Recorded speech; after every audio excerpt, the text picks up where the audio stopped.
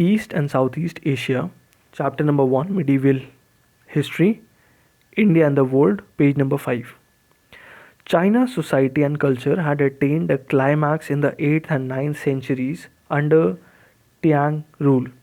The Tang rulers extended their overlordship over large parts of Xinjiang in Central Asia, including Kashgar. This helped in giving a fillip to the overland trade across what is called the Silk Road. Not only Silk Road, but fine quality porcelain and works in jade, a semi precious stone, were exported to West Asia, Europe, and India across this road. Foreign traders were welcome in China. Many of them, Arabs, Persians, and Indians, came to South China across the seas and settled down in Canton. The Tang Empire declined in the middle of the 9th century and was replaced in the 10th century by another dynasty, the Sung, which ruled over China for about 100 years. Its growing weaknesses gave an opportunity to the Mongols to conquer China in the 13th century. The Mongols wrought great death and destruction in the China, but their highly disciplined and mobile cavalry force, the Mongol rulers, were able to unify North and South China under one control for the first time. For some time, they also brought under their sway Tonkin, North Vietnam, and Annam, South Vietnam. In north, they overran Korea. Thus, the Mongols established one of the largest empires in East Asia. The Venetian traveler Marco Polo, who spent some time at the court of Kublai Khan, the most famous of the Mongol rulers of China, had left a picturesque account of his court. Marco Polo returned to Italy by sea, visiting Malabar in India on the way.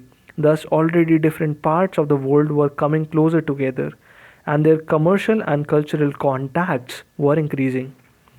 The countries of Southeast Asia had to meet the expansionist urges of some of the Chinese rulers. China had developed strong navy by this time, but during most of the time the Southeast Asians remained independent. The two most powerful kingdoms which flourished in the region during the period were Sailendra and Kambuja empires. The Sailendra Empire, which arose in the 7th century and largely displayed the Sri Vijaya Empire, flourished till the 10th century. At its height, the empire included Sumatra, Java, the Malay Peninsula, parts of Siam, modern Thailand, and even the Philippines. According to the 9th century Arab writer, the empire was so large that even the fastest vessel could not complete a round trip in 2 years. The Sailendra rulers had a powerful navy and dominated the sea trade to China.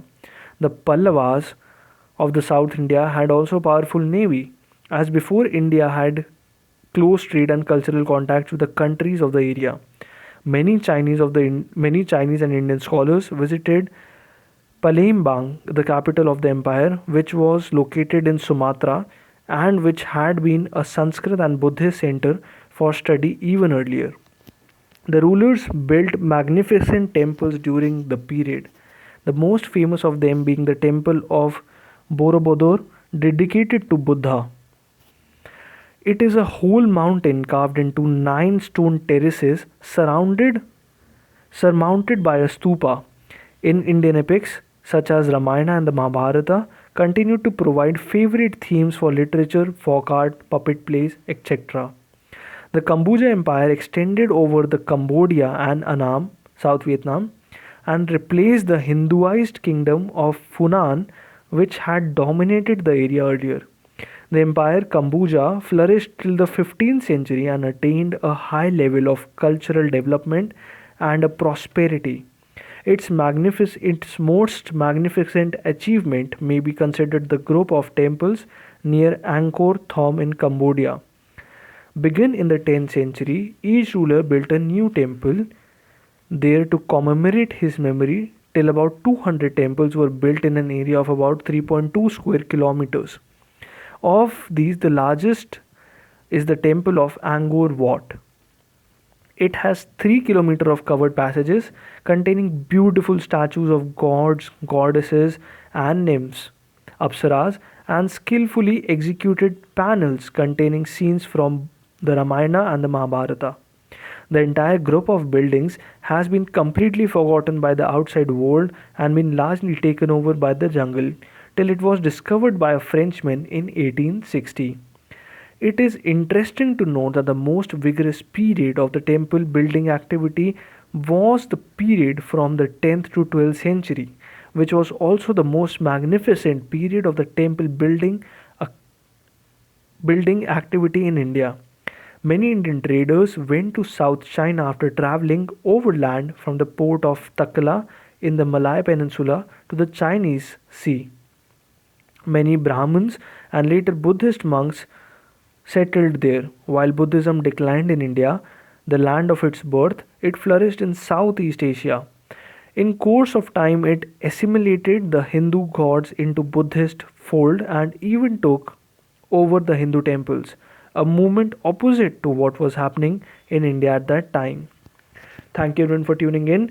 In the next part, we'll start with the next paragraph and finish the chapter. Thank you. All the best for exams, and do share and subscribe the channel for more videos like this. Thank you everyone.